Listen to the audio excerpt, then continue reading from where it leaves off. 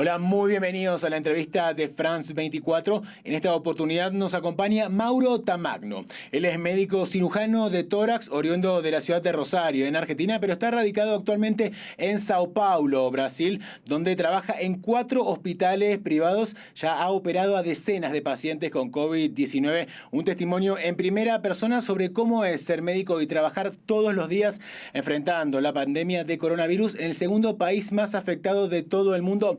Mauro Tamagno, muchísimas gracias por su presencia en la entrevista de France 24. Hola, ¿cómo les va? Muchas gracias a ustedes. ¿Todo bien?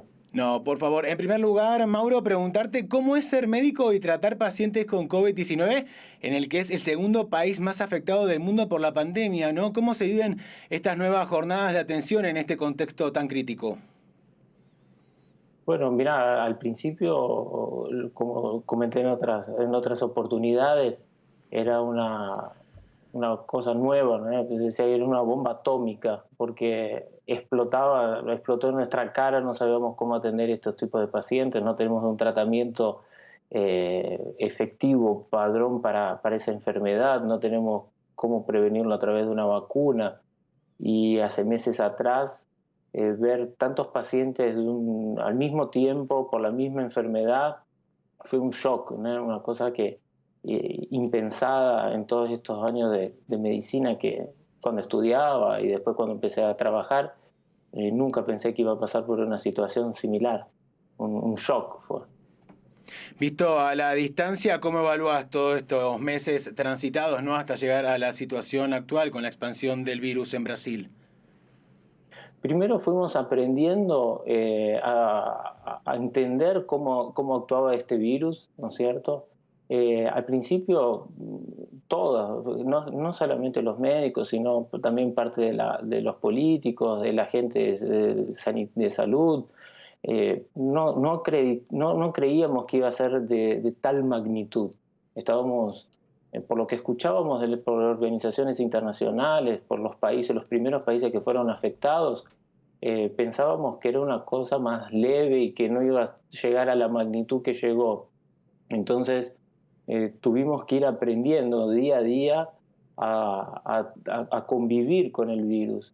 Una cosa que desde el principio, desde cuando empezó después del primer mes de esto y viendo la cantidad de pacientes, yo decía, esto vino para quedarse, no es una cosa pasajera. Mauro, ¿en qué estado está Hablábamos de hoy la el cuarentena. sistema? Perdón que te interrumpí, te quería No, consultar. no. ¿En qué estado se encuentra el sistema sanitario brasileño, ¿no? Tanto a nivel público como privado, que es el sector en el que trabajás vos, ¿no? Teniendo en cuenta, como dije al comienzo de la entrevista, que estamos hablando del segundo país más afectado de todo el mundo. El sistema privado no colapsó, principalmente aquí en San Pablo, que fue el epicentro, ¿no?, de Brasil, la ciudad, el estado con mayor población y con mayor movimiento económico del país. La capital de la parte privada no tuvo ningún tipo de, de problema, ¿no es cierto? Ahora llegamos a ocupación de 80-90% y en el pico, ¿no es cierto?, de la enfermedad. Y en la parte pública se abrieron 4 hospitales de campaña aquí en el estado, en San Pablo, y después paulatinamente se fueron cerrando porque no llegaron a ser ocupados en la totalidad. Entonces, en media, en el estado trabajamos con 80% de ocupación, 90%, pero nunca llegó a haber un colapso del sistema. Ahora, Brasil tiene también altas cifras de profesionales de la salud contagiados. Vos, Mauro, lo viviste en carne propia, ¿no? El primer encuentro con el virus fue, por supuesto, en el hospital donde trabajás, pero luego llegó a tu familia. Vos, tu esposa y también tu hija se contagiaron. ¿Cómo vivieron toda esa etapa? Fue un shock, un balde de agua fría, porque yo trabajaba en el hospital desde el principio que empezaba, soy parte del grupo de COVID para enfrentar la pandemia al principio, ¿no es cierto? Eh, yo le pedí a mi familia salir del departamento porque por mi especialidad estaba seguro que me iba a contagiar. Yo decía, no sé si no me preguntaba si me iba o no me iba a contagiar, sino cuándo me iba a contagiar. Entonces estuvimos separados casi un mes con mi esposa, mi hija, y después de un mes y ver, como te había dicho, que esto no venía de pasada, sino que venía para quedarse, ellos volvieron a casa. Y una semana después de ellos estar acá, mi hija, que tiene 1 año y 2 meses, tuvo una convulsión febril, precisó ser internada en terapia intensiva, estuvo 24 horas en observación, con un montón de análisis, tanto de líquor como de aparte neurológica. Se llegó al diagnóstico de coronavirus. Ahí yo fui positivo y 3 días después mi esposa también. Entonces ahí están los dos lados de la moneda, ¿no es cierto? Por un lado, preparando el hospital para enfrentar esto, y después esa bomba te explota en tu casa. Entonces, mi esposa no es médica y cuando le dieron el diagnóstico de que tenía coronavirus, se largó a llorar y decía, yo no me quiero morir, no. Es la sensación de final de vida, ¿no es cierto? Ahora te cambio un momento de tema, bueno, no de tema, ¿no? Pero vamos un poquito más al área también de la gestión, ¿no? En Brasil de la pandemia, el presidente Jair Bolsonaro ha generado muchísimas polémicas y críticas, precisamente como te decía, por su manejo de la crisis sanitaria. La ha llamado gripecina, dijo que se estaba sobredimensionando en un momento el poder destructivo, que él no ha respetado en algunas ocasiones normas de bioseguridad, incluso luego de haber dado positivo, ¿no? Por COVID-19. Hubo también ahí muchos movimientos políticos, 2 ministros de salud dejaron sus cargos en medio de la crisis y de polémica con Bolsonaro.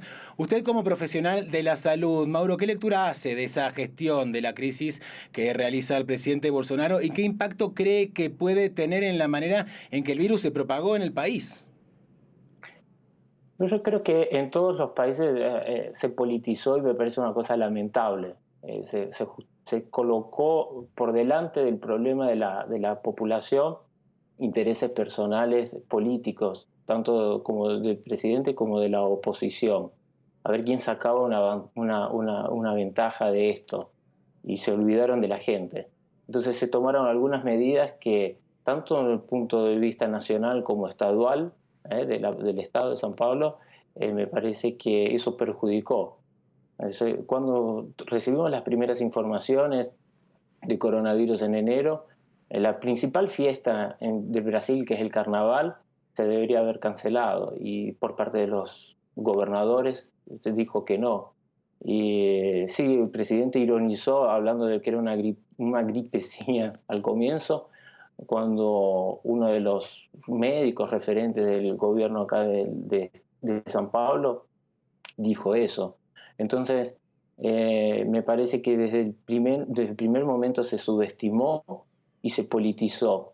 Y eso llevó a que se olvidaron un poco más de la población y se quedaron con intereses políticos. Y quien perdió todos. Todos perdimos. Perdimos la población, la gente, los médicos, el país, los países. Me parece que se podrían haber evitado algunas circunstancias si se hubiese tomado otro tipo de actitud. Mauro, teniendo Ahora, en cuenta, ¿no?, la cantidad de pacientes que ya ha visto y además, por supuesto, por el solo hecho de vivir en Sao Paulo y estar en contacto con los ciudadanos, ¿qué percepción cree que hay en general, ¿no?, en la sociedad sobre el virus y su comportamiento, ¿no?, en términos de prevención, de cuidados? ¿Cree que de alguna manera se subestimó al virus en Brasil? sí, se subestimó principalmente en la población. Así, la parte central de la capital, lo que nosotros nos damos cuenta es que la parte del centro de San Pablo se respetó mucho lo que es la cuarentena, el aislamiento social, lo que es la parte periférica de las ciudades, donde lamentablemente la situación económica no es buena, donde hay poco ingreso de dinero y que precisa trabajar el día a día, no se respetó tanto la cuarentena por una necesidad económica. Y por parte también de mucha gente no creía que el virus existía o que tenía el poder de letalidad o la magnitud de contagio. Si nosotros vemos el número de enfermos con el número de muertos, podemos decir fríamente que es una enfermedad que no tiene una tasa de letalidad tan grande. Ahora, él es un virus que se contagia muy fácilmente y muy rápido, y lo que lleva es el colapso del sistema de salud. Entonces la gente sí, subestimó desde un principio lo que podía acontecer con ese virus, porque parecía que no existe, que es la mentira, que estaban exagerando, que no era así. Y por la situación económica personal de cada lugar, se llevó a no respetar la cuarentena. Ha dicho usted, Mauro, que vio algunos médicos que se han negado a atender a pacientes por miedo. ¿A qué atribuye estas actitudes? ¿Había visto algo así antes? No, la verdad que no. Me parece que es también por parte del desconocimiento y el miedo. Eso fue en los primeros días cuando las terapias intensivas empezaron a llenarse de pacientes. Eh, Había colegas que tenían que hacer alguna cirugía de intervención menor, como accesos periféricos, vasculares, que no, se negaban a atenderlo porque tenían miedo de contagiar él y contagiar a la familia. Nosotros, muchos médicos decidieron estar separados de la familia, de los hijos, de los padres. Hasta ahora tengo colegas que hace meses que no ven a los padres, que no tienen contacto que no, personal, sino a través de redes sociales o a través de aplicativos de videollamada. Mauro Tamagno, te agradecemos muchísimo tu presencia en la entrevista de France 24. Ha sido un placer dialogar contigo. Bueno, muchas gracias a ustedes por esta oportunidad y espero que podamos recuperarnos rápidos todo de esto y que espero que lo peor ya haya pasado. Ojalá que así sea. Compartimos el mismo deseo, Mauro. A nuestra audiencia, como siempre, la invitamos a continuar informándose en el resto de nuestra programación y recuerden que pueden volver a ver esta entrevista y muchas otras en france24.com.